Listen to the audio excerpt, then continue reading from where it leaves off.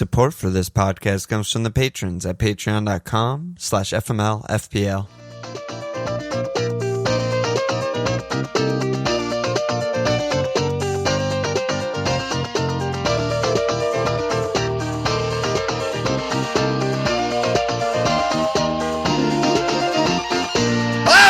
Okay! Welcome to FMLFPL. I'm Alon. This Walsh. Let us not bury the lead here. I'm on Wildcard. 5 billion goals this past weekend. What's up, dude? How are you? Yeah, not my best weekend of my life, but watched a lot of football, so that was fun. Dude, the amount of sports I'm watching these days with the return of NFL and Prem is obscene. Yeah, a lot. It's fun. Before we go to our teams, just want to say I've been writing, I guess you call it an article, journal entry, dear diary entry every night pretty much, on just wildcard thoughts and what I'm doing and what I'm tinkering with and just stream of consciousness shit. So check that out at FMLFPL.com. And then also the Friday Twitch streams have been going really well. So if you want to come hang out, ask questions, whatever, join on Fridays, twitch.tv/FMLFPL. And, we got a lot of new signups since the season started, so thank you all. We don't normally do that kind of thing here. Take you for granted, listener. Yeah, thank you. You fuckers. But thank you for supporting us. I mean, it helps us, ad-free. Oh, my God. Keep doing the pod. Wait, did I tell you we got a fucking... Is it going to be good?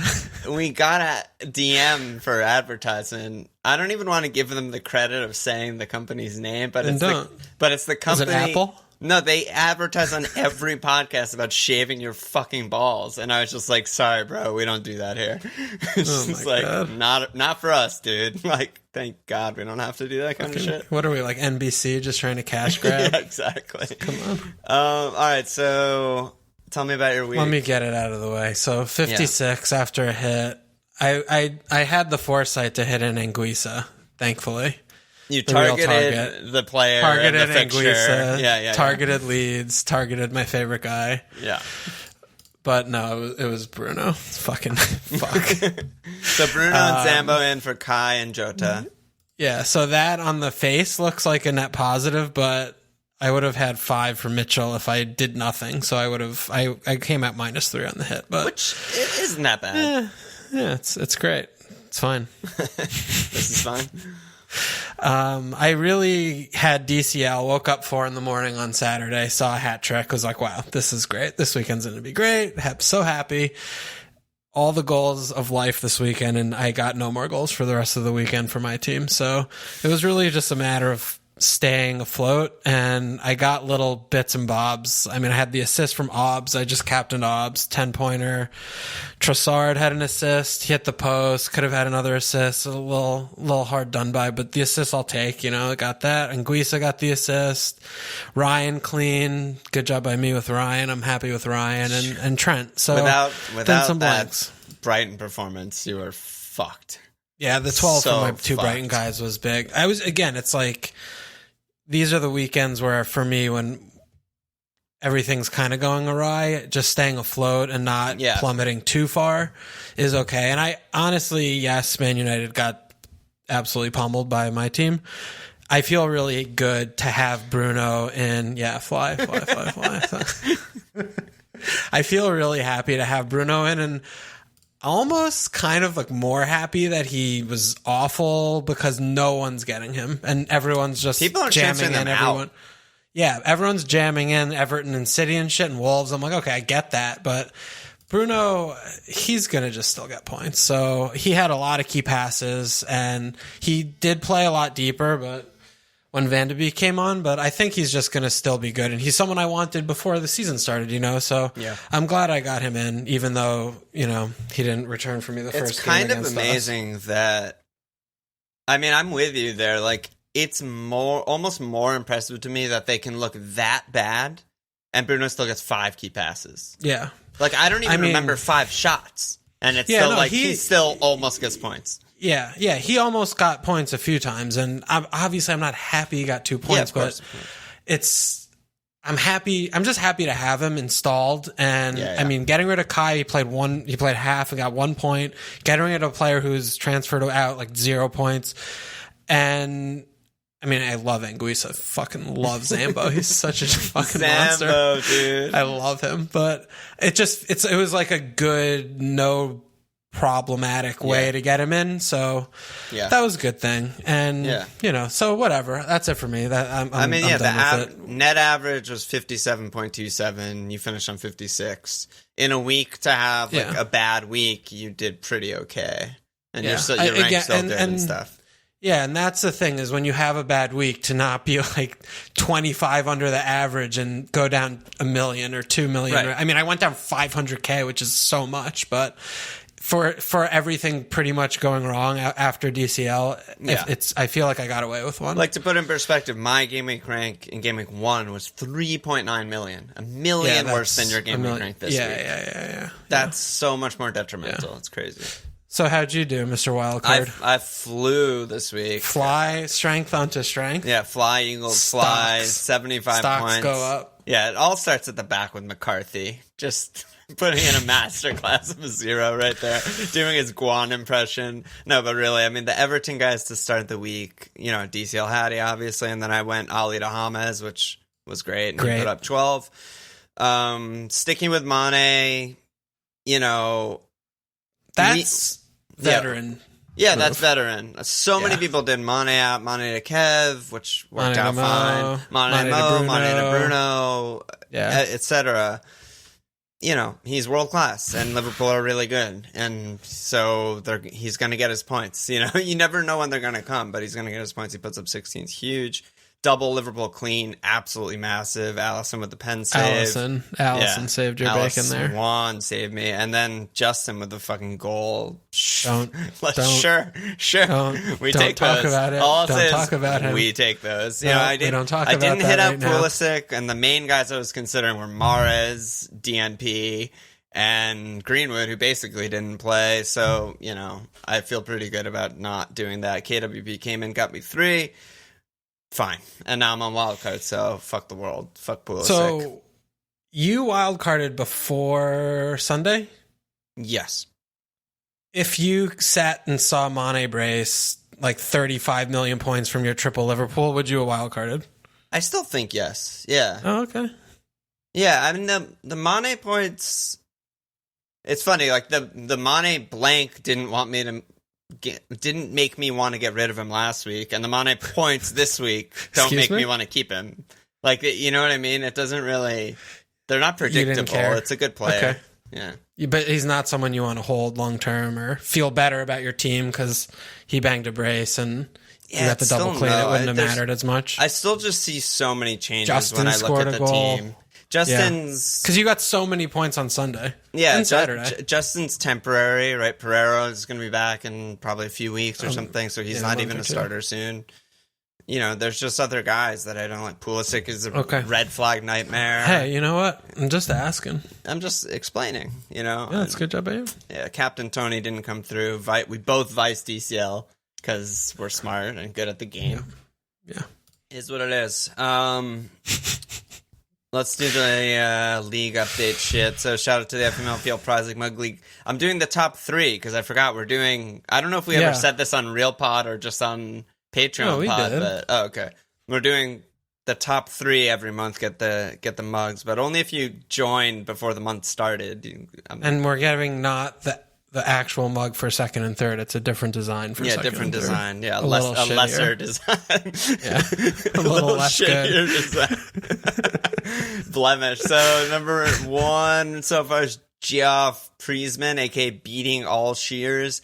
Phil McCafferty in second, aka Aston. Is that? Yeah. Aston Villa. That's Davey C's Phil. And then number 3 is Johnny Boggin, aka Bog Athletic, which I think is a really funny team name also. Okay. And then shout out to the leader of the public league, Auden Hort, aka no idea how to pronounce it. Valle Loca. It's something. It's like a part of Oslo or something. Wanderers. So good job by him representing. Cool. 110 this week. No problem. Easy 110. Kane's son DCL Mitrovic. Is that normal? Good? Is normal. That good? So here we are, brother. Where do we begin?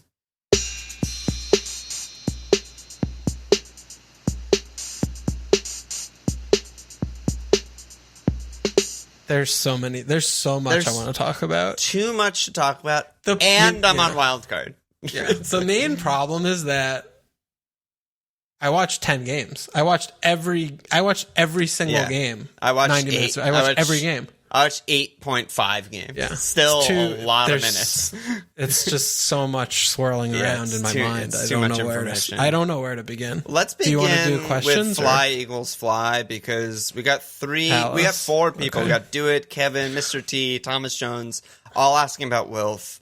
Is he going to keep it up? Is he going to stay at forward? Is he going to stay at Palace? What's up with Palace? Is he real? Yeah. What's going on? See, Wilf is just difficult for me right now to talk about, because you remember the last preseason pod, the single ball shout. Yes. Was Wilf for me. I remember.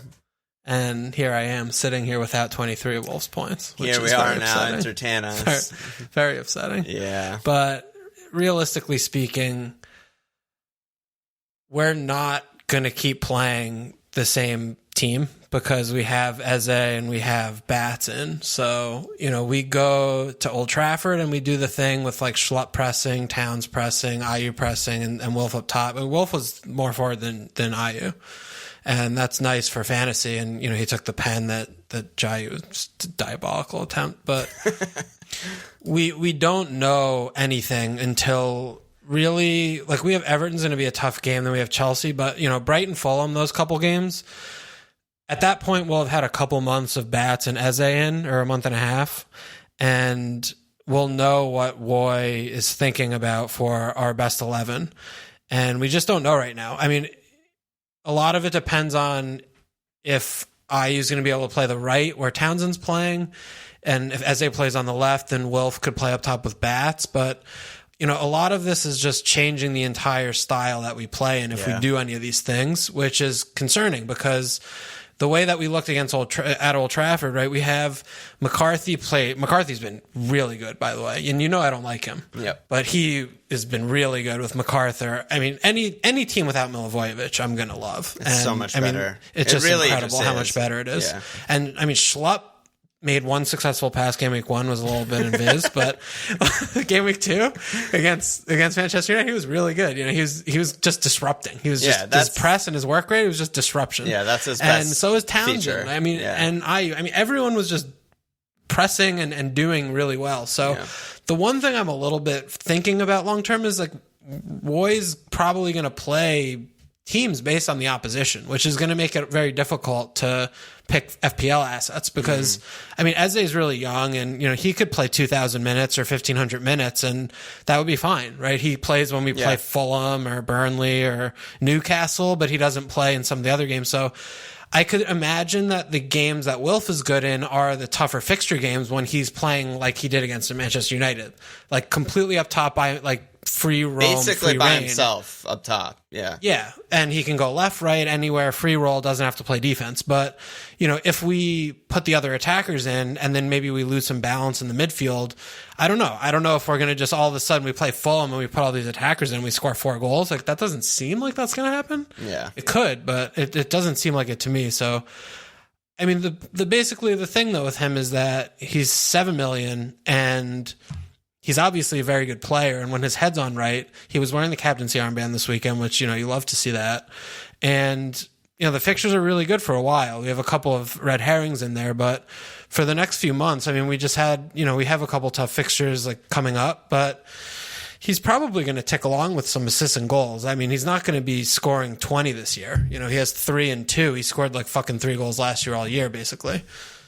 So I think it's kind of a proceed with caution. If he plays forward, but that's a huge if. Yeah, I don't think that's going to happen. Yeah, I just don't think that's going to happen. So I think more it sounds around like 10 you don't is love him as an FPL pick, or you just want to wait and see, is what you're saying. Yeah, my problem is I want to see what happens when the other players are introduced, because we're not. If this is our team, if we didn't have Bats and Eze, I'd be like, buy him yesterday. Absolutely. Because this is the only thing we can do. This is the lineup. Yeah. This is the only thing we can do. But when we have the other guys in, I don't know if that's going to make him better or worse, like where he's going to play, what's going to happen. I just don't know. So that's the concern for me.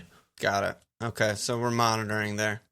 Yeah, I don't think. What do you think? Did you see? I mean, you watched the game. Do you? I agree with you totally. I mean, if he was, I've been saying for like 3 years, just playing at forward, he's so much better there. His production is crazy there. He scores goals there, but Roy hasn't done it. And then this season, all of a sudden, he's up top. I agree with you. You just don't know. It's all about the positioning to me. Most of his career, he's been left wing or left mid in a 4-4-2, and he's not that good in FPL. He's okay, but like earns his value just maybe.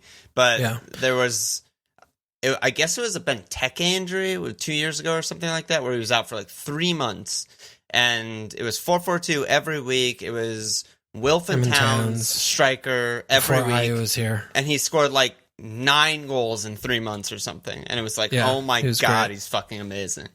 And so if he plays up top, I want him. If not, I don't want him. Simple. I mean, and I think it is like, if we played one game with Batson and Wilf was still playing striker with him, then that's all I would want. That's all I need to see. That's it. And that lineup makes a lot of sense to me. It's just dropping Ayew, Eze plays left wing or left mid.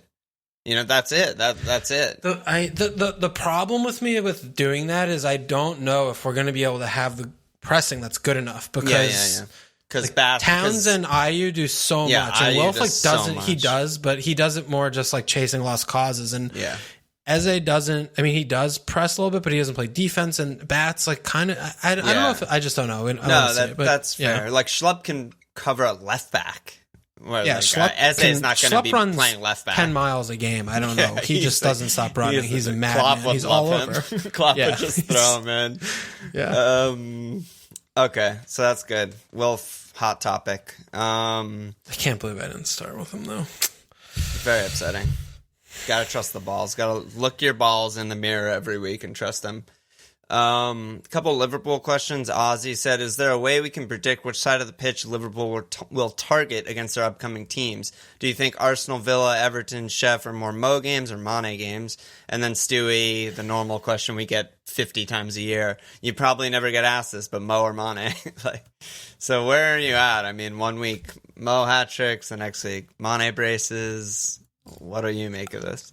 I mean, was still really encouraged by Mo's performance. Like he took up more role of like chief creator, but he still shot a lot. I mean, his stats were still fine this game.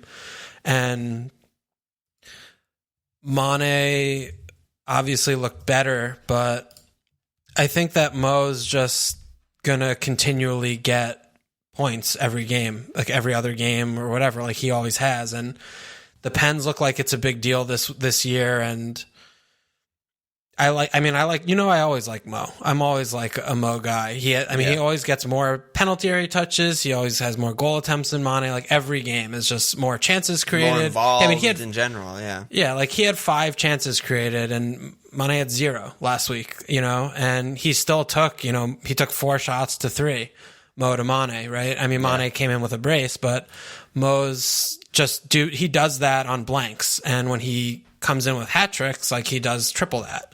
And I just always feel like he's a better pick.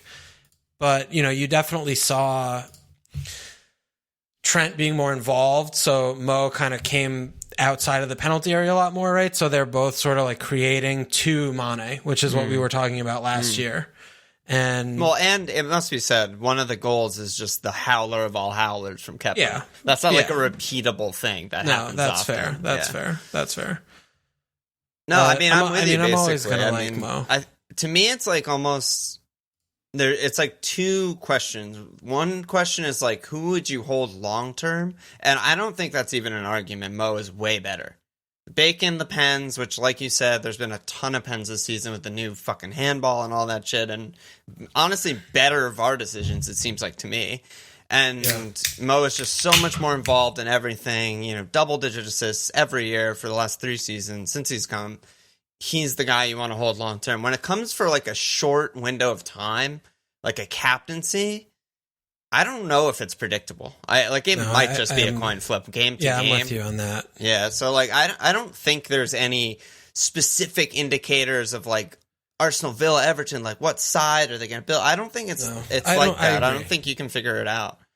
Nor do I think it's important to look at, sometimes we're like, okay, the opponent letting a lot more attacks down the left than the right. Like, okay, Yeah. when you look at Liverpool's team, it's just like Trent, Robbo, and then Mane, whoever's playing in the midfield, you know, Bobby doing things, and Mo, like any game can be anything. Like you don't know before the game starts ever. You know, who's going to be the point of like creation, or who's going to be getting in the box, whatever. Right. They look at it different, you know, and honestly, it's Robbo still puts in 5,000 crosses, and who's on the end of those? It's going to be Mo, right? Or whatever. Exactly. It's going to be, and it's just, they take turns and they're just a juggernaut. So I don't think it really makes sense to use your time to try and evaluate the opposition to see if, you know, I left or right flank or Mo or Mane. It's just, you go both, you pick one, you know, if you subscribe to the home away thing, okay, fine, you know, then do that. But, you know, No, I was just going to say, even the home away thing kind of. No, I mean, I think that's bullshit. It's complete bullshit. Like, when you look at the numbers, yes, Mo scores more goals at home than he does away. But we know that goals aren't a good predictor of future goals. That's why we use XG and other advanced stats, right? When you look at advanced stats, every team in the league, pretty much except City, has a large percentage more home goals than away goals. And then it matches up with the XG also. Mo has almost the identical percentage more goals, away goals than the team does. It's just teams are better at home. That's just what it is. I hate that shit so much. People like overuse these kind of micro, tiny sample size stats to try and reason out their captaincy or something. That's the thing, is like they're looking for any grasping thing to reason. Like, this is what I want to find, so this is something that supports it, but it doesn't really mean it that much. It doesn't mean anything. It's not a deciding factor or something that really is going to lead me to believe that this is the case moving forward, because again, with that too, is we watch the games, and I don't watch the games and see Mo playing like DM in away games, and I'm like, oh yeah, Mane's definitely has a different role. It's like they're both still exploding and doing the same things forward as they do home away. You know, it's just the way the cookie crumbles sometimes. So. I'm with you there. Yeah. A bunch of City questions, obviously, as they had their first game. So, you know, Max with the ho-hum, Kevin versus Raz, Liam asking how to approach City assets on Wildcard. Do you go long-term value picks, or do you go short-term explosivity for captaincy? Burns said now that Gundo has COVID, is Foden more nailed? And then Neil said, is waiting to bring in City assets until after Leicester okay, or would you prioritize getting someone in now?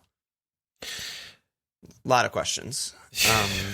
Yeah, it's straightforward, but also difficult with City, I think, because the players are so expensive, right? I mean, so expensive, except Foden. Kevin and Raz are so expensive. I mean, even Jesus at 9.5 is not a snip. He's not easy to fit in. You have to make a compromise to put him in. Yep. Phil's cheap, but obviously he played well today. He scored the goal. He got the tap and was in the right place, right time. But, you know, this is, you know, we know what his limitations are, and it's going to always be minutes. And okay, yeah, Gundo didn't play, but I mean, that didn't affect Foden. He played because Mars didn't play, right? Exactly. We saw Fernandinho and they're dropping in mid. So Bill's probably going to be back in a couple weeks. You know with Foden what you're getting, right? He's going to probably find points when he plays, but he's going to also not play a lot. And he wasn't very good today. He did his job, but he was very peripheral in terms of just, you know, occupying space. He dropped into midfield like a few times to kind of find the ball and alleviate pressure there. But, you know, playing up on the right, like they're definitely not looking to go to him or build, like when he's up right, like they're going to the left to Raz. Like that's what they're trying to do today from what I was watching. And, you know, he got in the box a few times and he had another shot that he flashed wide, but I mean, his numbers weren't good. I mean, he didn't like create anything. He didn't look good, like stats wise. And, basically had one big chance and scored it. Yeah. And he was just peripheral to me, you know, and maybe that's what he's going to be doing, because he is, you know, the lesser of most of the other players out there, you know, with Jesus, Raz, Kevin doing most of the things. And with Mahrez, if Mahrez comes in and he does play in midfield, then we'll see. But it's the same thing with 6-5. I didn't watch the game basically and see like Foden start, like, oh my God, he was incredible. Like he's definitely going to be playing next. I'm just like, okay, he might just not play next game. Like he's whatever. I just don't know. I feel like we've never really had this kind of situation where there's like Foden and Mahrez, both good picks, both good value, both not going to play all the minutes.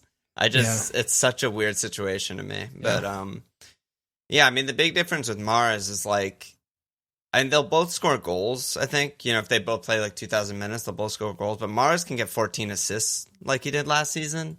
And like Foden's not going to do that. Like, basically what you're saying, like, when Mars is in there, the buildup is equally on his side as it is on Raz's side. Like, he's isolated with the fullback. Yeah. He's taking guys on all the time, creating shit, drawing pens. It was not like that with Foden at all. Yeah.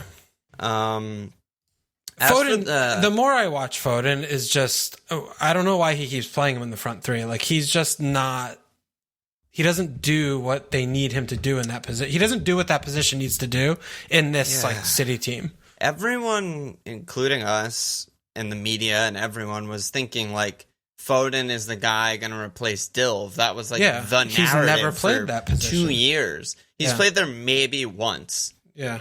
I just don't know if he's incapable of like the pressing or like not a good enough passer or like I don't know what it is. Positionally, defensively, maybe. I don't know. I don't know what it is, but he's the best training guy that Pep's ever seen in the fucking history of the human race. But he can't play the one position that like is open for City. Like, if he's good enough, it's yours for the running. But like, I don't know. That's kind of problematic to me. As for the Leicester question, when I saw that question, I always say that like Liverpool and City shit on their faces last season and like ruined their season basically. But I pulled the numbers because I wanted to like emphasize how much City and Liverpool dominate Leicester. And last season, in the 4 games, Leicester scored 1 goal on 0.1 XG, 1 goal on 1 XG, 0 goals on 0.1 XG, 0 goals on 0.7 XG in 4 games. And they conceded 2 goals on 3.7 XG, 3 goals on 3.5 XG, 4 goals on 3.7 XG, 1 goal on 2.4 XG. They got completely fucked. Like, when I know Leicester's good, but when I see City, Leicester, or Liverpool, Leicester, I'm thinking captaincy. Like, I'm not thinking, like, this is a top 6 team, could be a hard game. I'm thinking, like, City score between 3 and 5 is what I expect. So that's how I feel about that fixture. Yeah, I mean, I would be surprised if they don't score 3. Yeah. They definitely took the foot off the gas in the second half today. Yeah, they were weirdly defensive. Yeah, they just kind of stopped going for it seemed like. And, you know, the 3 points, they got there in the end. First game, Fernandinho in, Yeah. But I agree with you there. I guess this is a lot more team specific, but I don't see the reason why waiting is good. You know, I mean, what are you using your transfers on? Like, this should be what you're using your transfer on probably is the City player. So just because Leicester's on paper with 6 points doesn't mean they're good. They're fucking horrible. If you watched either of their games, you would see that.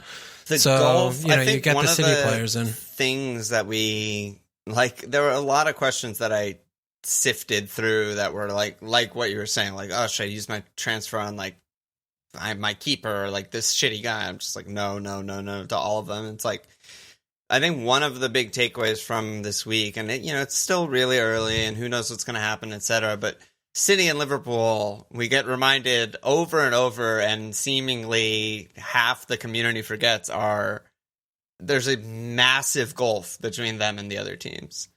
Massive gulf in every way. And I don't know, people just don't accept it or something. Yeah.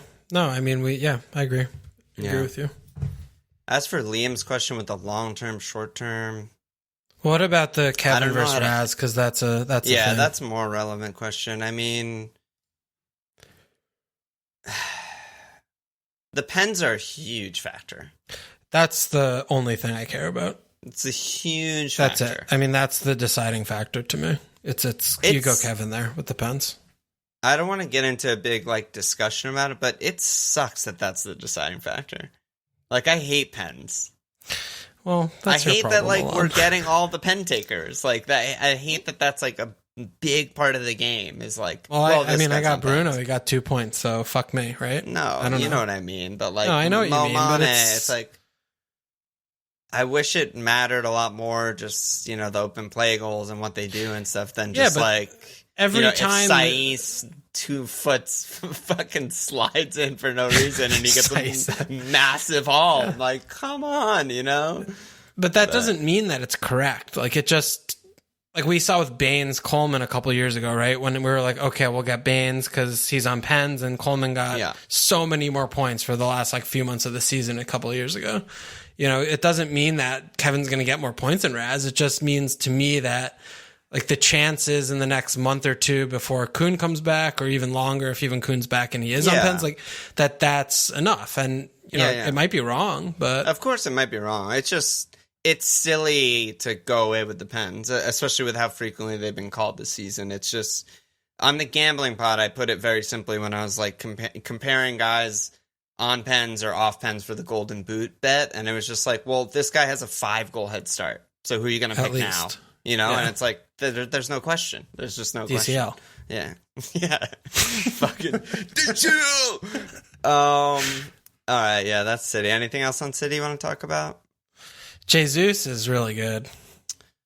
He's a massive part of my wildcard tinkers. Yeah, people forget, I mean, very quickly, but he was shitting points when Cocoon was out post-restart last year. Yeah. I mean, last month. Yeah. So 9.5, he was 9, I think, last year, but he was 9.5 too. I don't know, but he's really good. I mean, he could have had a brace at least today. Typical Jesus game, you know, where he had really good chances. He fucked them. He did get his goal, but you know, you look at the next 4: Leicester, Leeds, Arsenal, West Ham. He's good. He's good. He's great. He's just a great pick. So don't forget about Jesus, and it's like this way with a lot of players. I would throw like Richarlison in there, and like honestly, Mo probably belongs in there. Maybe not so far this season, but in other seasons, it's like people get frustrated with missing chances, but the better, more repeatable skill is just getting the chances in the first place. And Jesus gets a ton of chances. A ton of chances. He will lead the league in XG probably if he started a whole season. Yeah. And he's going to underperform it, but whatever. You know, he's going to get a ton of points on the way. Yeah. Yeah. Definitely with you there. A couple Man United questions. I figure we're just going to rally through all these questions and then go tangent whenever we need to. But Wiry Painter said Manchester United are playing Chelsea, Arsenal, Spurs, Everton in the next 6. Fixtures don't seem good, but they were better against good teams last season. Do we expect that to continue this season? And LR said, what's your read of the Brighton versus United game? Yeah, they looked like it was the first game of the season for them with very little preseason. And, you know, that 11 probably hadn't played together in months, if ever. I mean, they had James, Fosu Mensah, Scott. This is the other thing, right? You watch the team and, you know, we could talk about this with any team, right? If Liverpool played fucking Minamino and Ox instead of Mo and right, like, okay, fine, but you watch them play with James and fucking McTominay and Fosu Mensah, the balance is gone, absolutely gone.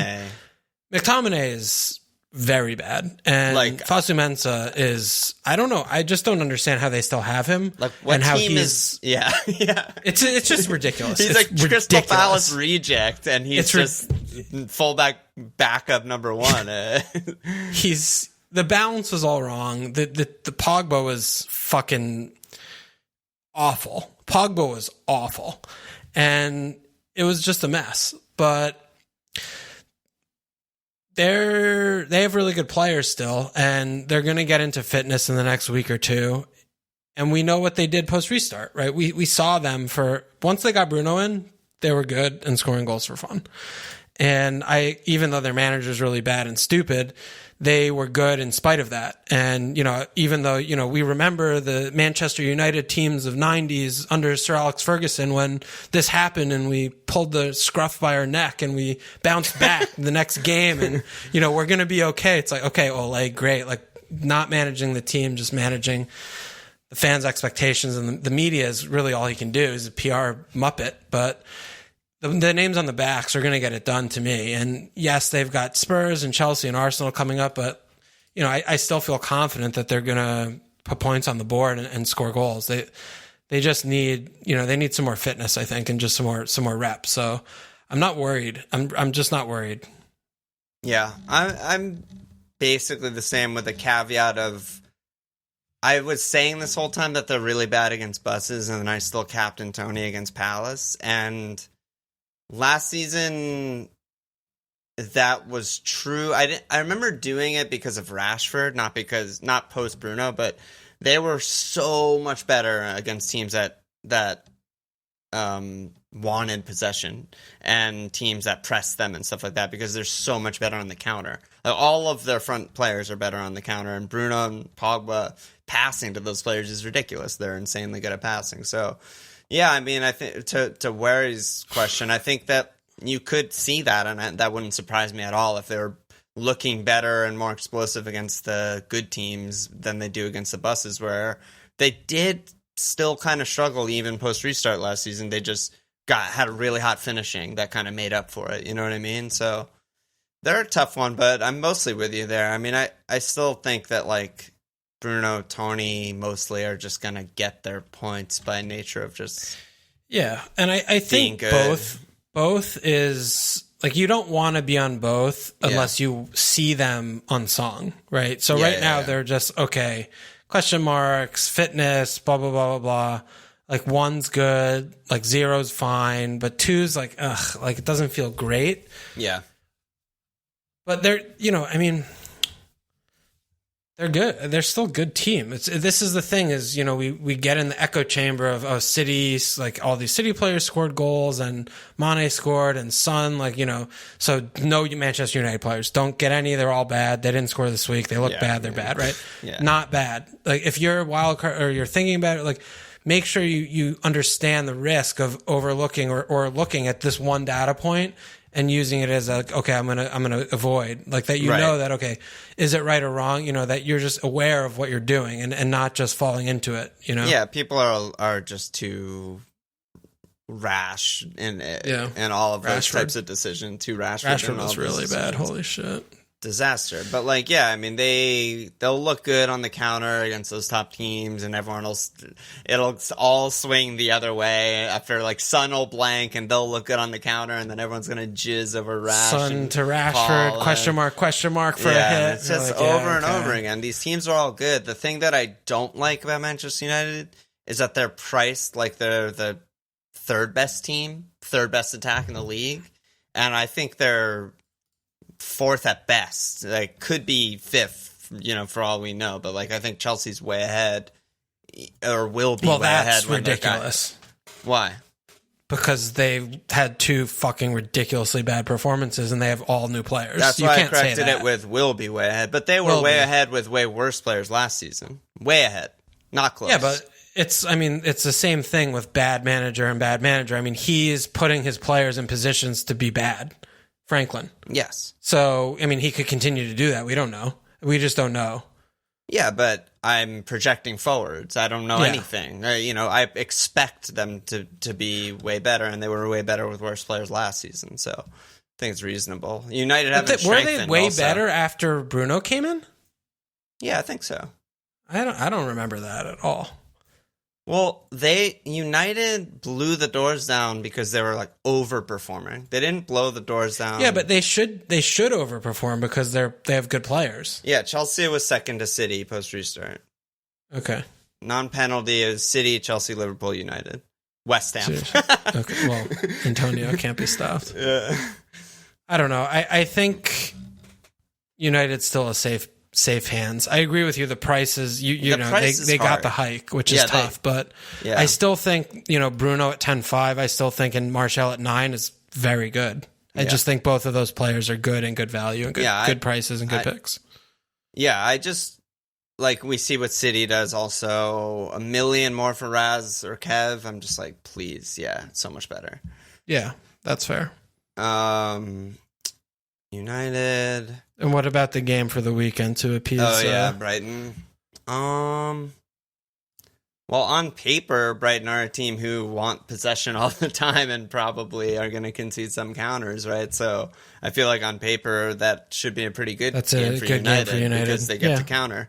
But Brighton look really good. They've had 2 really good performances. So It's going to be a good game for sure. It'll First be game of the weekend. really interesting. Yeah, I kind of expect United to blow them away on the counter. Oh my god, they're playing. I have fucking 4 guys in 4:30 game on Saturday. That's not good. That's for the me. first game on Saturday. Don't like that. Oh man. Yeah, I don't know. I just feel like there's mistakes in the Brighton back line, and United on the counter are gonna like be lethal. But don't underestimate Brighton. Brighton's a good team. Yep. Let's go to just generic questions now, I guess. That's all the ones that are grouped up now. So the first question's, speaking of Chelsea, Sam Series said, is Kai a hold for the next few fixtures, or is a move to James the easiest decision? It's the West Brom's difficult, right? Yeah. It's to get rid before West Brom's really tough. West Brom is the it's best away. or second best. Oh, it's away? Yeah. Oh, my bad. It doesn't matter. It's the same thing, but it's still that's good. difficult to get rid before that fixture. I probably would hold, because if there's a game that, they score 4 and, you look at them after that, you're like, okay, all of these players are fine and they're fine. Like, this is the game to put them on a different trajectory. This is the game where they become bandwagon. Yeah. Yeah. And I mean, Palace, Southampton afterwards both at home aren't too bad. I would probably hold him, but that's a tough hold because he's in a price drop. He's looked bad, ripped off at half. Yeah. But the other thing also is Everton have away Palace. Like, that's not a great attacking fixture. So it's not necessarily the type of fixture I want to like bring in an attacker for. Even though they look great and James looks great, it makes it maybe a little easier to hold. Yeah, that's fair. That'll probably be a lot of midfield, that game. Yeah. We got a lot of fouls and yeah. I don't know. We'll see how it's a big test for both, but even more so Everton. Like, how good can they be? Well, it's probably going to be pretty similar to the Spurs game. Yeah. But are they going to keep getting better with all their new guys? And I don't know. I was looking at some DCL numbers, dude. He's such a funny player. He can't pass. He doesn't need to pass. No, but like he just can't. It's like unbelievable. He like chest downs and heads like hold up shit. He has 1 key pass in the season, 0 passes in the final third, 0 passes in the box, 0 progressive passes, 25 total attempted passes in 180 minutes, or like almost 180 minutes. He doesn't need a pass. I agree, but it's not important. It's just amazing. Like, I'm just like, he's just like you just funnel everything to him and he's going to get a pretty good shot off. I love it. He's good. Yeah, he's great. He's so good. Couple Potencio questions. Luke on Twitter said, is it Potence time, especially for those of us on Wildcard, or does the signing of Semedo hinder his opportunities with Adama maybe push forward? And Barrick said, in terms of 5-5 mids, how do you compare Potence to Klitsch and Costa from Leeds? And Harrison, I guess, too. Yeah. Potence is good. Yeah, he's good. The fixtures are really important there. I don't think that Semedo coming is going to be too big of a deal because, I mean, it'll push Adama up, but it seems like if he's playing 3-4-3 against fucking City, he's playing 3-4-3, right? He's not going to go back to 3-5-2.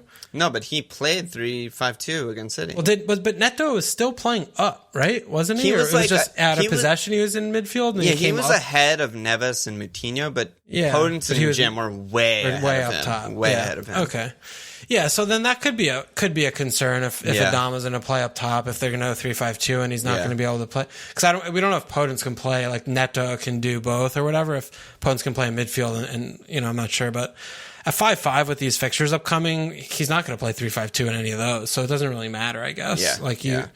Potence, he's clearly a very classy player, and at 5.5, you're not risking much.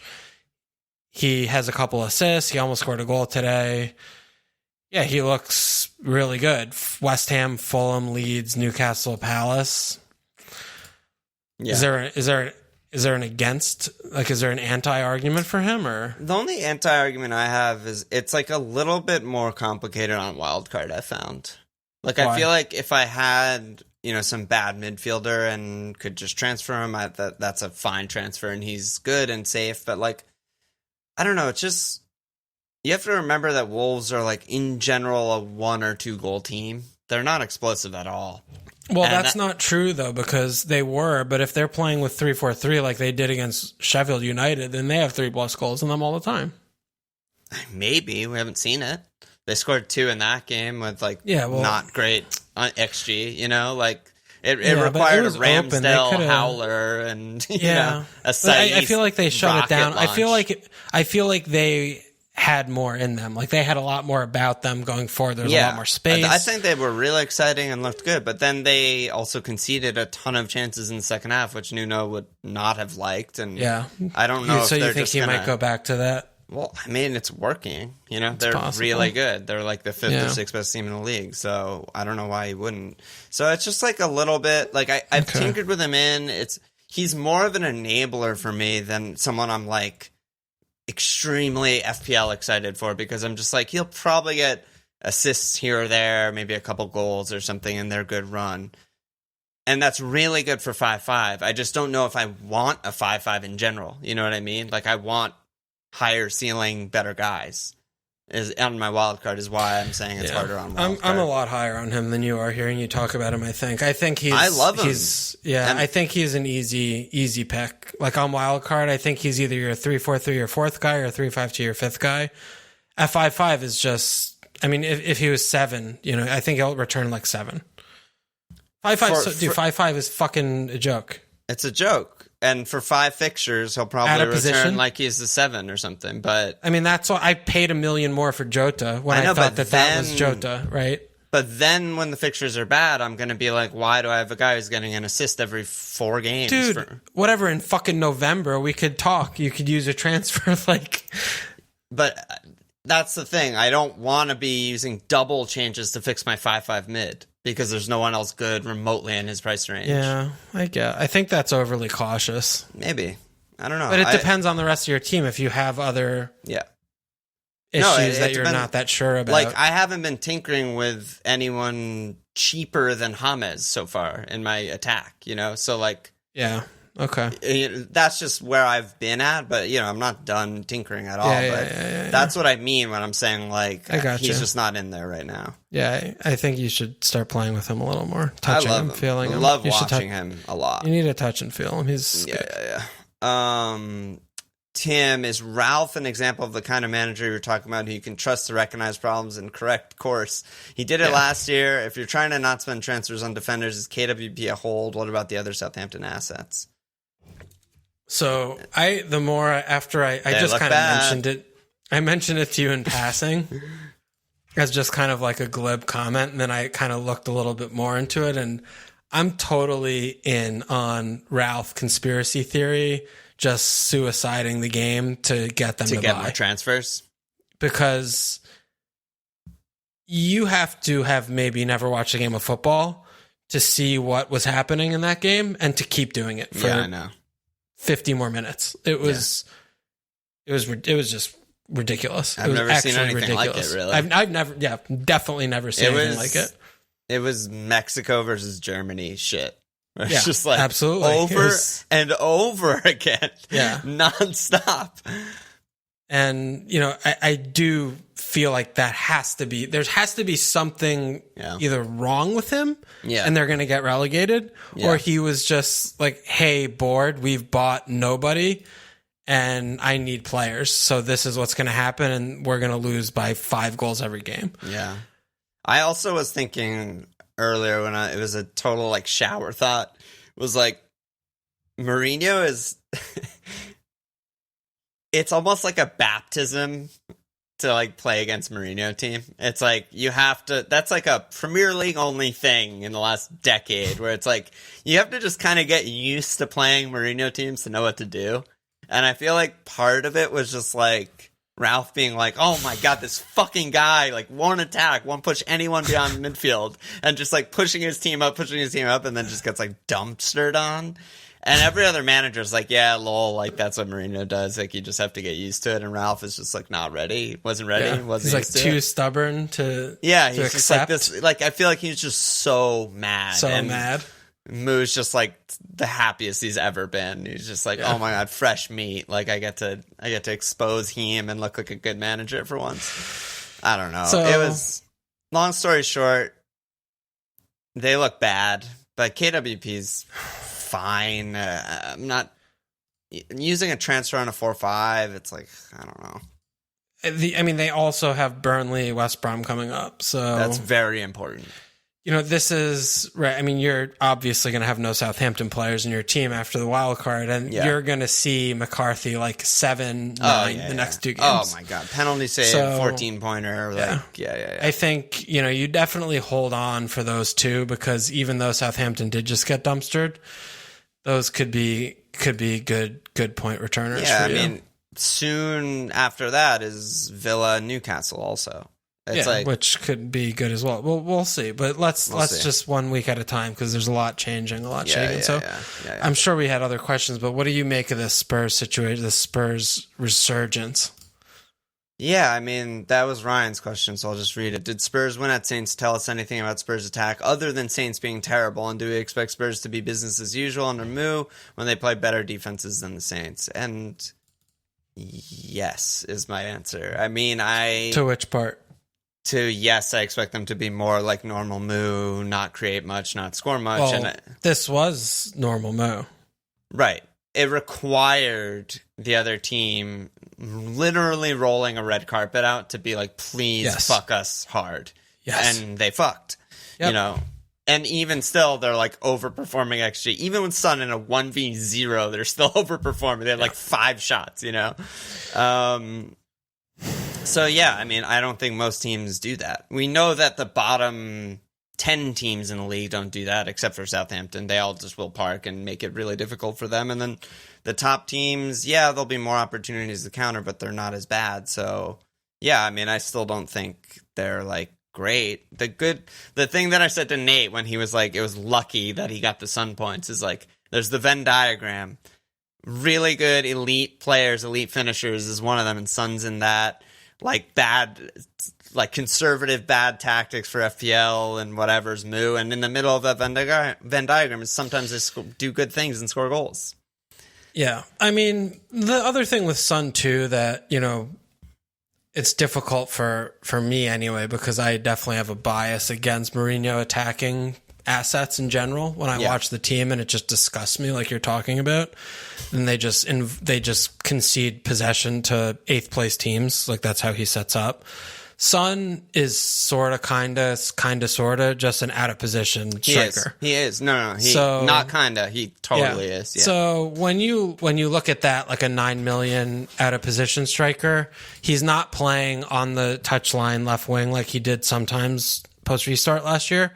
Right now, anyway, that's a good pick. That's a good pick. Yeah, that's a good pick. And so I don't think if you're like getting him in that you're chasing points. I think you're still looking at a player who, when they play managers who have half a brain and know what Mourinho's trying to do, he'll struggle.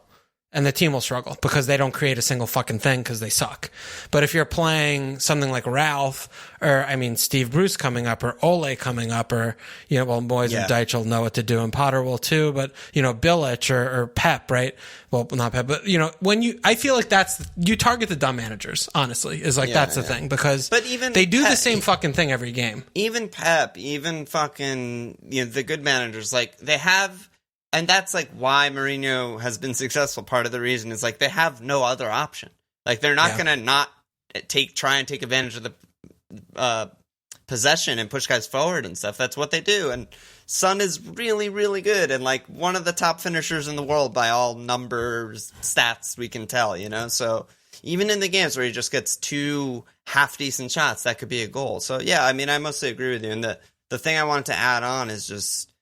The halftime sub of Lo Celso was he was involved in everything. All of those stats that are like chain and build up and all that shit. He's the giant fucking circle in the middle of the pass map guy who's just like, he got the ball to Kane, who got the ball to Son over and over and over again. And like we talked about it last week, how Ollie's not a number 10. And if Lo Celso takes that role, they're going to be a lot better in attack because he's so good at passing and so good on the ball. The 10. Kane's like the false 9 and Lo Celso's the deep 10 or some shit. Like, I don't know what to call him, but regardless, it makes him better. The Son, dude, I don't know. There's too many good guys. What am I doing? I'm like blind with Son. It's like Son, like Spurs and Leicester you're just done. You have no idea. I have no idea. Fucking know it. But I do know that I have Dyer, and he's awful. Even Gavin. He's even awful. Come on, you Spurs. Gavin in Discord messaged me and was just like, Dyer's so bad. And that's so come bad. on, you Spurs, Gavin. Like he's so bad. He's incredibly bad. That's like, okay, guys, like block it all out. The only thing I'm gonna do is own Dyer, and he's so fucking horrible. Davinson. Dyer and like Shaw. It's like I get the worst players on these teams. Yeah, the worst players on the. It's so annoying. The worst player in the back line. It's like, why are they the cheapest? Oh, yeah, that's why they're the cheapest. Yeah. They're both getting replaced in the transfer market. Fuck. Yeah. Oh, yeah. Tell us. Coming in. Great. Yeah, Bye, seriously. Shaw. Jerry, how significant do you think No Basuma will be for Brighton, particularly bearing in mind captaincy for next week? So we just talked about Brighton United, but yeah, No Basuma is probably pretty big, but I think Dale Stephens can do a job. Like Well, I actually just saw an Athletic article about guess who's trying to buy Dale Stephens? No. Who? Burnley. Oh my God. He's too good for them. They said in the article that like 2 years ago, they made 6 offers to Dale Stephens in the same window, and they all got rejected. That's Dyke's incredible. Just like, he's his Jack Cork 2.0. He's just like, I want Dale Stephens so badly. Oh my God. Well, hopefully he starts, because if it's fucking like Lallana or Alzate at the end. But it could be like Proper's the same. Proper. Yeah, Proper. You know, he's the same. So I'm not too worried about Basuma out for this game. Yeah, they have but it could be Lallana, Alzate, and Proper. Like that functions to me. Yeah, I think so. My head, yeah, kind of does the same thing. Bear, why are all the defenses broken? Even teams like Burnley have plenty of data on or letting 4 pass. Is this trend due to improved attacks like Everton, or worse defenses like Southampton, or both? Well, I mean, I take great issue with citing Burnley, throwing them under the bus when they have Dunn, Long, Taylor, Bardsley backline. Like that's not acceptable. One of the goals is an own goal. Yeah, that's not an acceptable thing to prove your point, because we know that that's not the normal Burnley.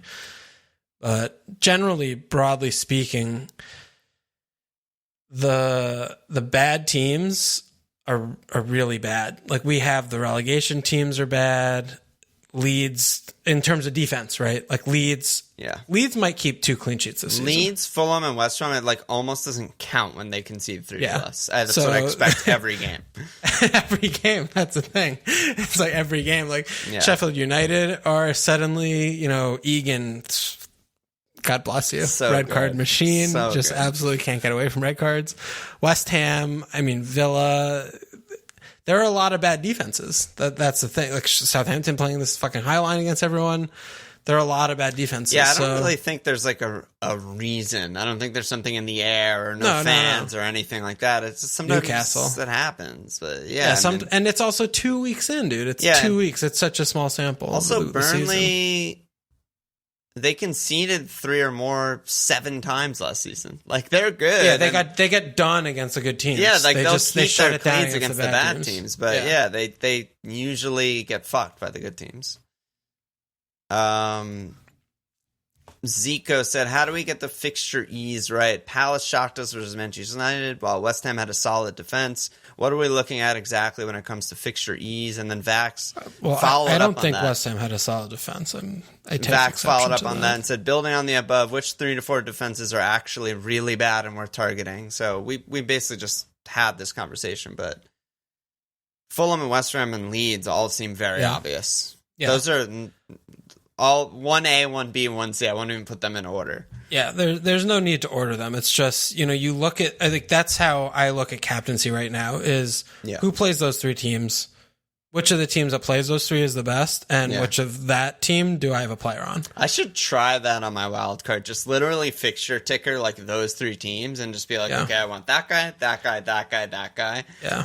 And take it from there. I almost feel like Leeds is the best team to captain against. Yeah, but the players are better. They're better, but It's fucking ridiculous what they do all game.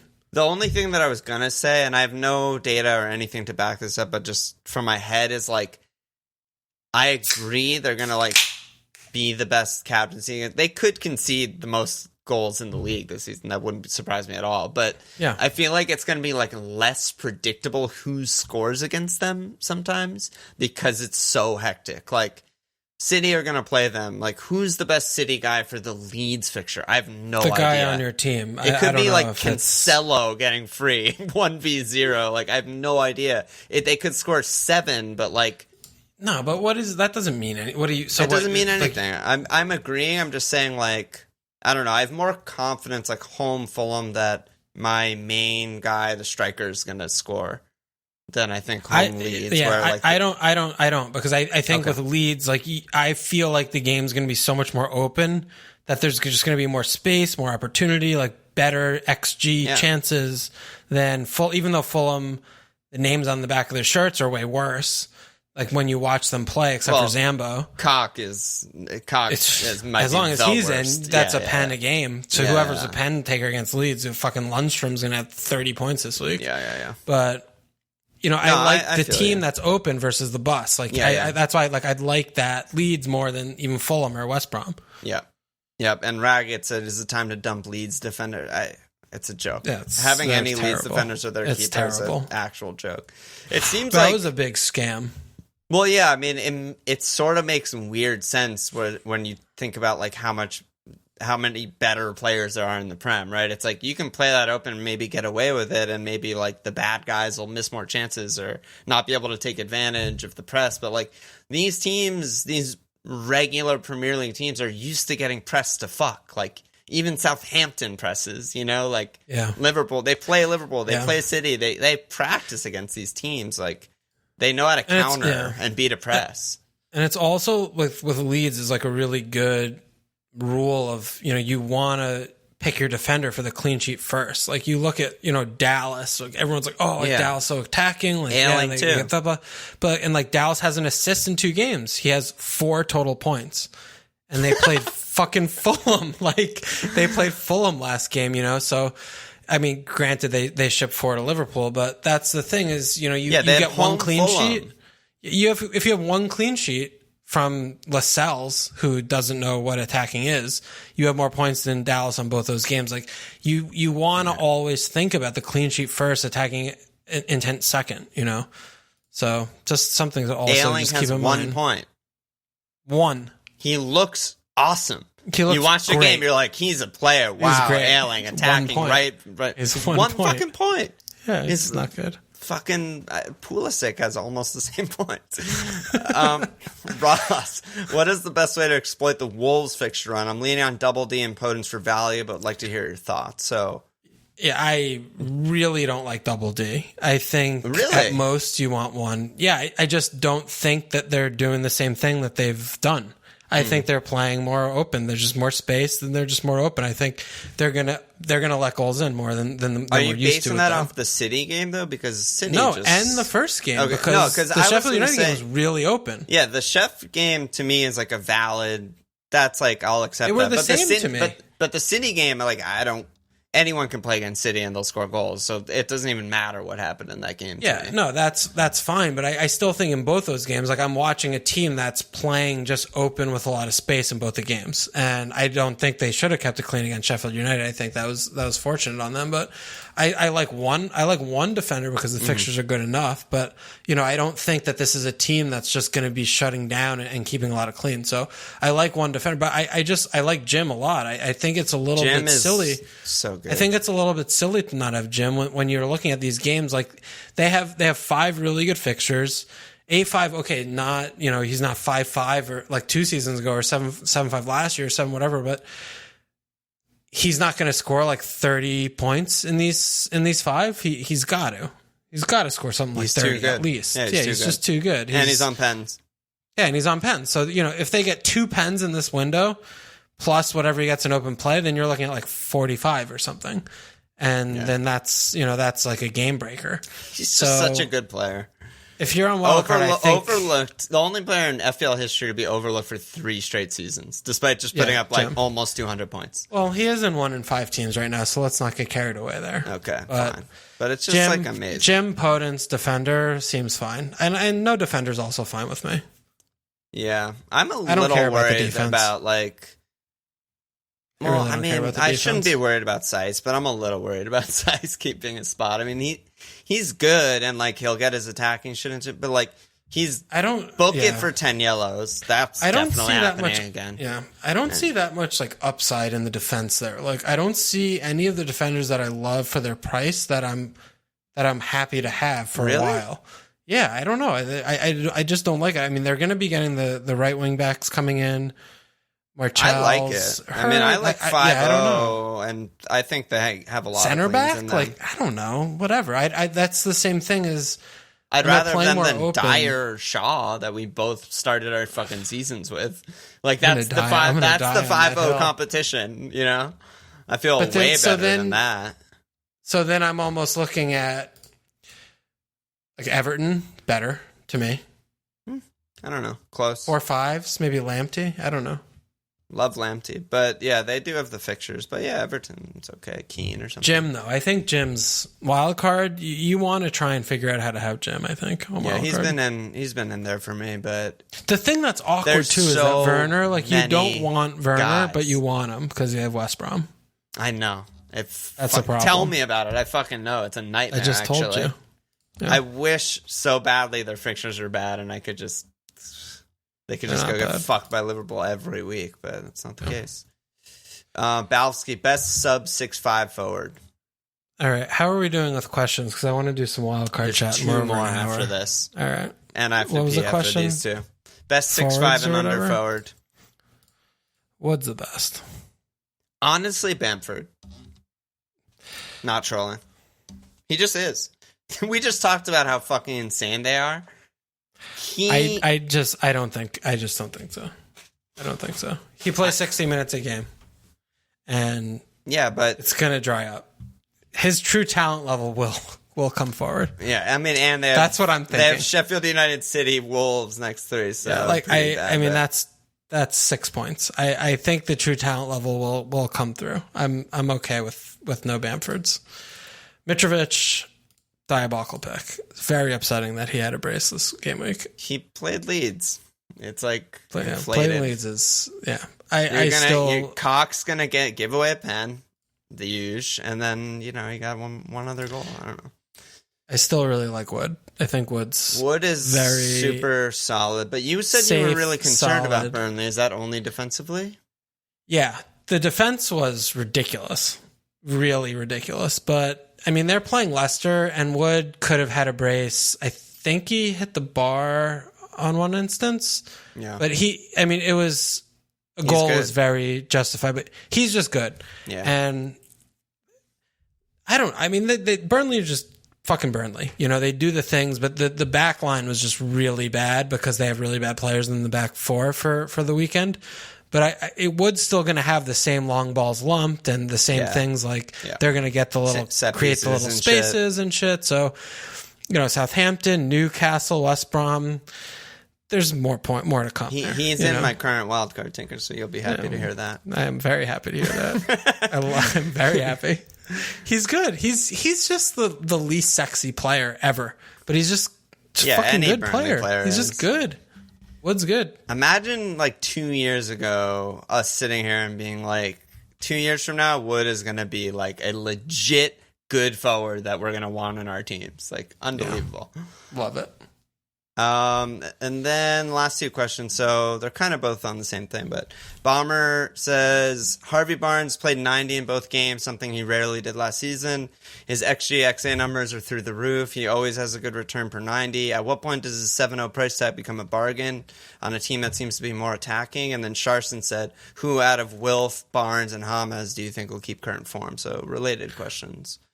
I mean, James is miles above for me in that trio. But what do you? I actually like all 3, to be honest. But yeah, James is on the best. Well, maybe not the best team. Leicester's good too, but James is just very, very good and more reliable with the past. His past numbers. They just got under in. I mean, I don't think people are properly realizing what a fraud Braj is and what he might do. He could do anything. He dropped Barnes. Is good, but he dropped Barnes last year when he was putting up the best performances for like a week, a month. He just drops him for a month. Yeah. So like that's not to be forgotten. It's very concerning. We must remember this. Also underrated is just like Bomber says they look more attacking than, I guess he's just looking at the goal total and not what they're actually doing on the pitch. But Vardy has 0 shots in open play in 2 games. They look horrible. Leicester look actually horrible. 0 shots. Leicester's performance against Burnley was actually diabolical. I'm wondering if Vardy finally got old, or maybe he just had 2 insanely bad games. But like that's shocking to me. But yeah, Barnes looks really good. He was in latest Wildcard diary entry. I mean, you can't have Barnes. He's just good. Yeah. No. You cannot have that. Come on. In my Wildcard? Oh, you're upset. You're looking upset at me. You can't do this to me. He's good at football. The reason I probably won't have him is because they have City, 2 good fixtures, Arsenal. But I don't know. Maybe I'll get him. I don't know. I don't know what I'm doing yet. Let me pee, and then let's talk some wildcard shit. All right. All right, so that's all the questions. The elephant in the room is just I'm on wildcard, and it sounds like you have questions for me, so let's just go to wildcard stuff. Yeah, that's all I want to talk about. We should have started with this. That's okay, dude. I think we did like a quick run through. By quick, I mean like we're an hour into the episode. No, really fucking fast. So assure me that you don't have James Justin in your team anymore. Justin, 100% not in my team. Okay, good. I told you earlier. That was my only question. He's a few weeks from being not in the team. So. That was my only question. That's it? Okay, okay. Check us out. Okay, yeah, check it out. Come on, hit me. What do you want to talk about? What are you doing? What's your formation? What's your structure? What's your tits? What's your tots? You want me to just list my current team? Sure. So 4-5-4-0 in the back, keeper, I don't know, and I don't really care. I have Trent, Robbo, Cody, Ward, Ferguson. Oh my god. Whatever, Cody, Saiz, whatever, Wolves guy. A 5 million defender. A 5 million defender. What do you think about my Ward Ferguson 9 million IQ play? It's fucking 0 IQ. It's stupid. Oh, come on. It's incredible. It's not. It's guaranteed the Palace right back. All right. What's the rest of the team? I'm in a 3-4-3. So my 4 mids are Kevin, Raz, Foden, James. Yeah. Okay. A lot of guys. 4-5 Burke. Yeah. And then Jim, DCL, and Wood. I don't know. I don't like that team. I don't like that team, man. I don't know what the fuck is that team. Why don't you like it? You just have all City players and then Jim and I don't know. Yeah, I mean, I have 3 lunch pail guys in the forward line. There's no question there. I just value lunch pail guys, and then. So wait, Wood, DCL, and who's the other guy? Jim. Wood, DCL, Jim. 3 City. My 3 City. Trent, Robbo. I'm not sure about Foden. But my 3 City is more... The way to think about it is I have 2 City and like a captaincy guy because I'm going to captain them home Leicester and away Leeds. I'm going to captain whichever City guy I choose to captain, probably Kev. Right. And then I'm planning on transferring that probably to like a Liverpool guy or something for the next captaincy or whatever it is. I haven't mapped it out yet, but that's kind of what I'm thinking with... why I'm going double. Not that I want 3 CD for 4 or 5 2 months or whatever. You know what I mean? It's Monday. Don't worry. No, I know. I'm just trying to think about because I haven't played around with the wild card, so the price structure is like very foreign to me. Right. Well, so I'm trying to think about. Let me ask you questions. Like, what do you think about like Foden, Mahrez versus Jesus? Like, I want Jesus, obviously, over either of them. 3 million more, though. I mean, I'm wondering about the Robbo. Like, is Robbo holding it hostage? Maybe. Yeah, I'm not sold on Robbo. Like, I could easily go Trent 2 5-0s or Trent 2 4-5s, 3 4-5s rotating, stuff like that. That's very in play for sure. But I like the concept of Robbo because it's going to be points. But yeah, exactly. like we said in preseason and every pod so far, is like I just want to, as best I can, guarantee I'm not making any transfers all season in defenders. So, I mean, that's the other How thing do I too do now. that? Like, but that, like, okay, Trent, yes, definitely like that. But you don't think we have enough information to put 4-4-5s in and just go with 3 and the bench is good? Like, you put Lamptey. I don't mind KWP, like maybe a Villa guy and Taylor or something. Someone else somewhere, Taylor, someone else. I mean, they're gonna get their guys fit, right? Taylor's still probably good. Whatever it is, because that makes. You probably. I mean, if you free up $3 million, then all of a sudden you don't have Wood with DCL, right? Then you have Jesus. Yeah, I mean, I'm basically freeing up like $3.5 million, so I would probably do Wood to Jesus and then swap Foden for someone. Yeah, Podence.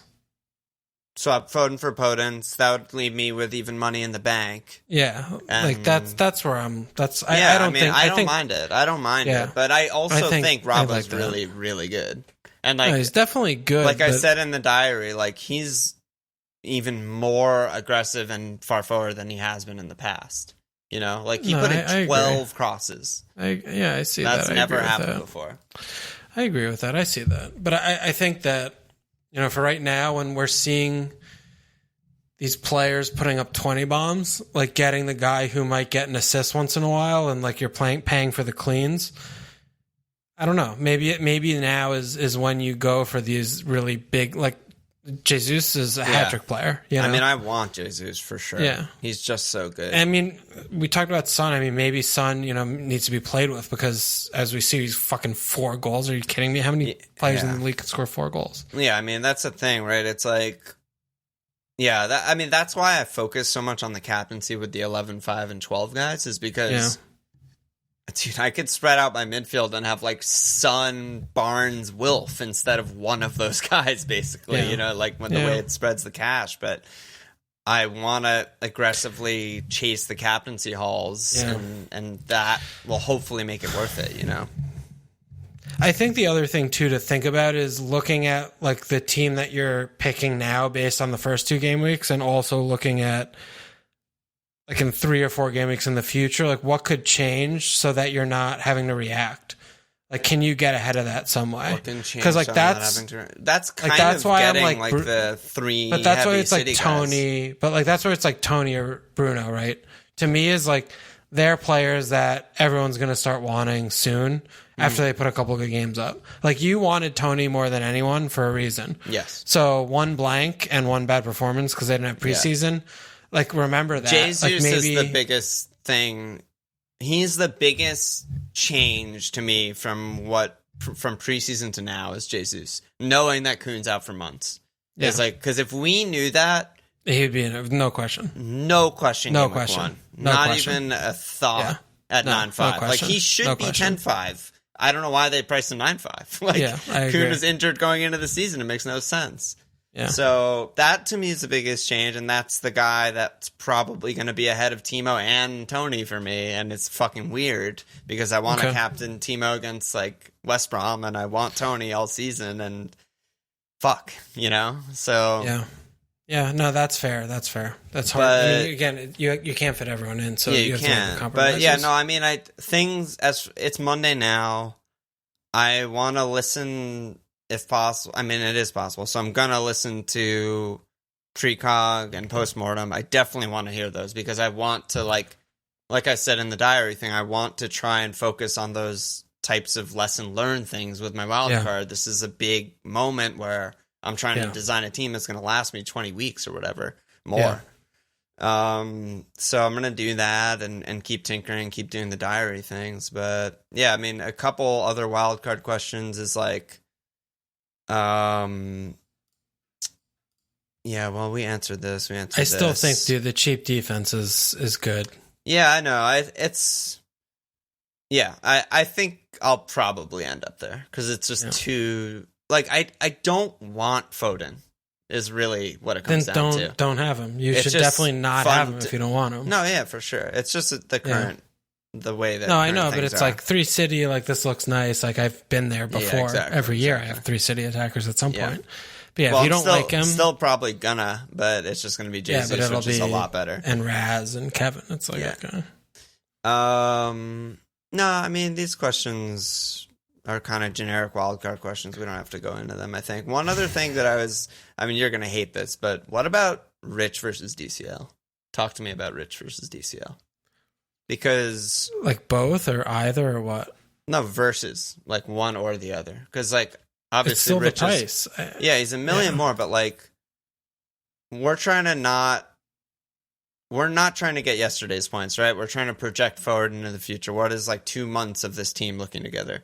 Rich is basically getting as many shots as him. Like he's in the box as much, getting as many shots. But the chances and the positioning are not the same. Like all shots are not created equal. And when I watch Rich, like coming in from the flank or coming in from the wing, harder shots, like lower XG they're hard. shots. Yeah, DCL's fucking scorpion bicycle kicking from the touch. Like he's actual in the goal.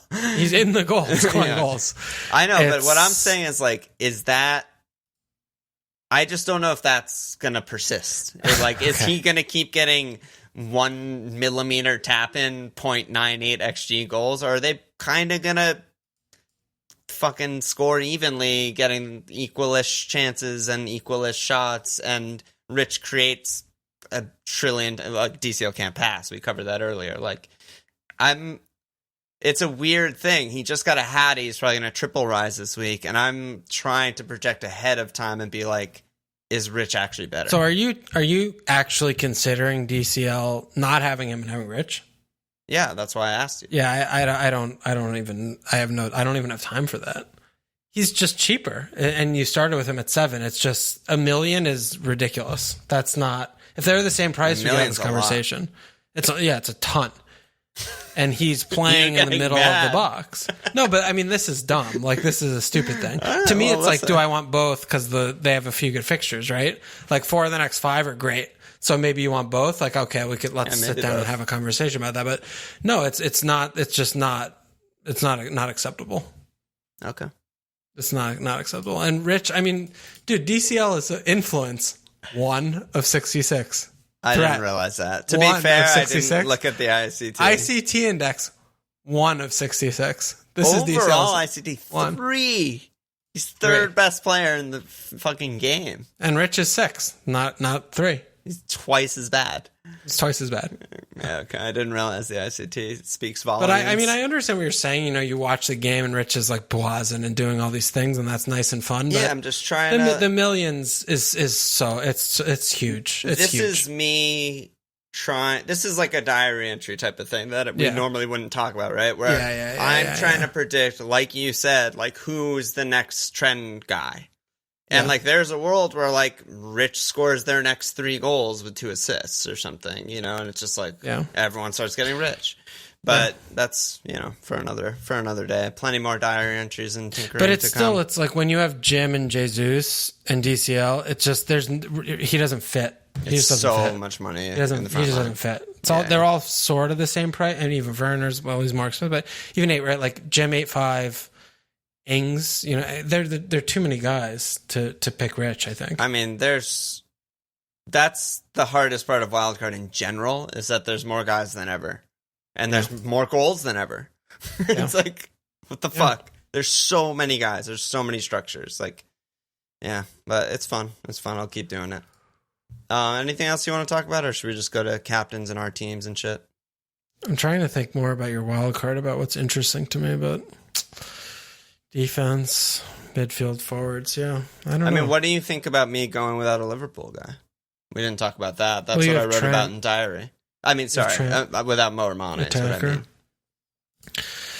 I don't mind it as much, you know, looking at, you know, Arsenal, Everton, 2 of the next 3, and then, you know, a couple good homers. And Wolves and City. Yeah, I don't know. I don't hate it. Yeah. But... I mean, they're 12 million, so it's the same thing that we talked about on preseason. If you're not going to be captaining them, then they might not be your returning value. So, basically, yeah.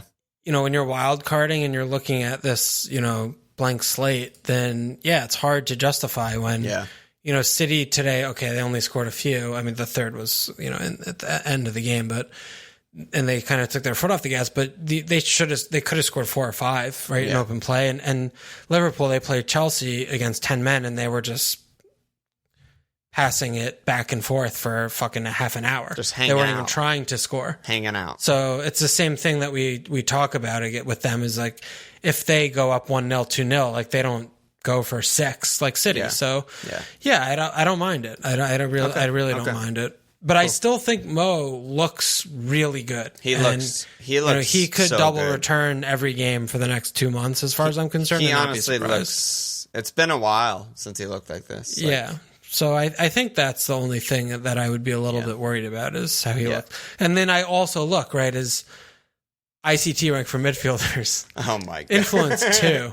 Creativity 1, threat 1, ICT index 1. ICT index overall 1. ICT index is 1. 1. Let's go. 1. Mo Salah. Yeah. So gotta factor if you don't in. want the number 1 overall ICT index player on your team, then you don't have to have him. Jesus. I don't even know what these things mean. Form 11.5? Yeah, definitely. Does that mean he's 11.5. underperforming his No, price? Or is it just a completely different scale? Yeah. 11.5 out of 10 form? Yeah. Yep. The scout figured that out. Yeah, the scout. Okay. The official FPL podcast figured that out. Unbelievable. AC Jimbo. Believe it. It's great. Great. Okay, let's go on. Couple captaincy questions. Wolfgang Jones, do we always cap against West Brom? And then Bodie, should we be targeting Leeds fixtures from a rival attacker standpoint like West Brom and Fulham? So yeah, I mean, we kind of answered that already. Yes. Captain Ollie Burke. Yeah, basically. So let's scroll down to our little fixture ticker here.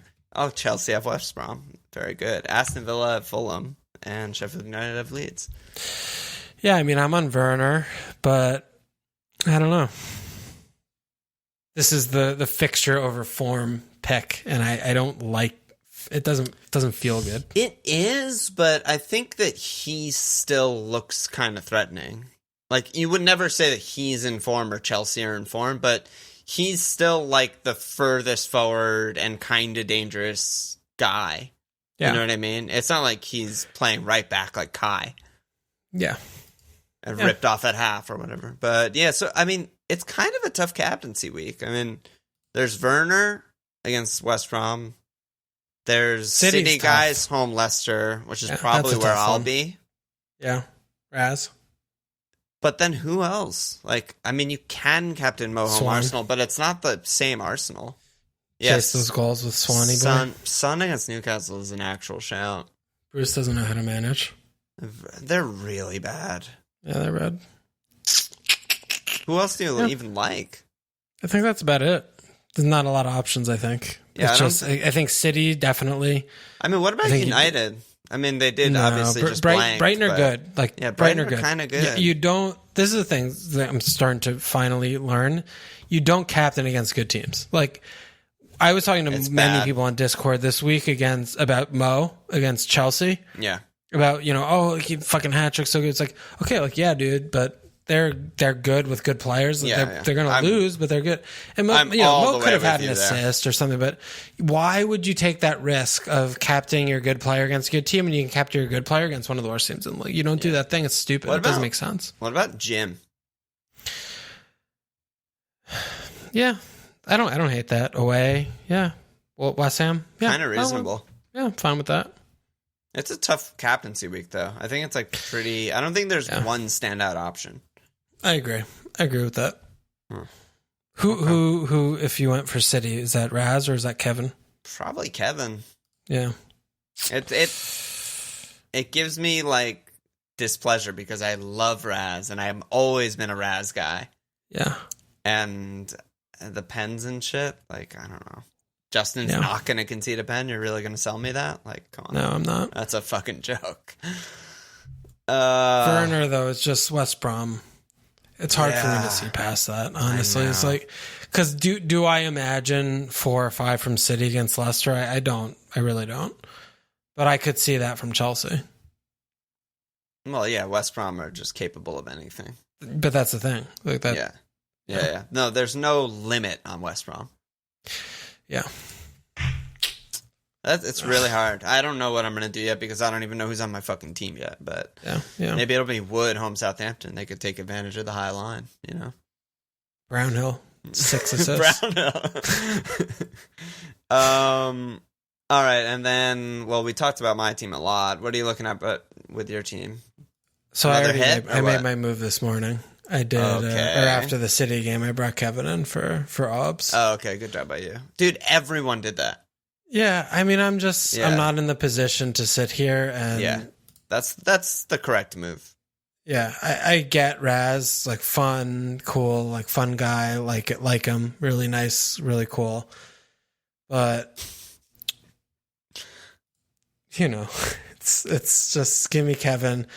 So basically... OBS with one shot against West Brom. No, fucking forget it. Holding OBS I'm just throwing that out there. Absurd to me. If anyone's holding OBS is beyond my comprehension. I can't have that. But, like, I have Mo, Kevin, Bruno. I feel fine. That's great. Like, I'm gonna get. I have pens, points, pens and points. PP. You got a team PP. Yeah. Like, give me that, and the rest of my team. Okay, maybe I'm starting Anguissa again, but you know, dude, pens and points. It even rolls up the fucking. I'm really into that. It's like pots and pans. If I'm not getting points from those 3 fucks, then I'm gonna have a bad week, like I did this week. Yeah, if I get 1 assist from them 3, like I did with OBS, Mo, and Bruno, then I have a red arrow. But when I get 35 points, which is going to happen this week, it'll be great. Yeah. All right. Shaw, Dyer. Are you looking at a hit, though, because you have your 11th players in Guisa? Or... I mean, is that a problem? Zambino? I don't know. I mean, I have 0.5 in the bank now, but... No, I mean, I'm not really seeing anything. Like, I don't want a 5 million. I don't want a 4 or 5 defender. So I'm thinking about starting Anguissa again. Okay. Do you see anything else? I don't know. Yeah, I think 4 or 5 defenders probably better. Like Ferguson to a 4-5. No, if you were going to start someone over him. But, yeah, I don't know. I mean, he has Villa. It's not bad. Yeah, I mean, for a hit, it just doesn't seem good. He was very impressive, honestly. Like, he was really good. Yeah. Because the other thing, too, is, I mean, I'm probably... So I do think it's a problem going forward, though. Like, dude, definitely a problem. Okay. No, I just wanted to make sure, because I know you like him, but it's, like, not good. No, it's a fucking problem. He plays DM. Okay. It's a problem. Okay.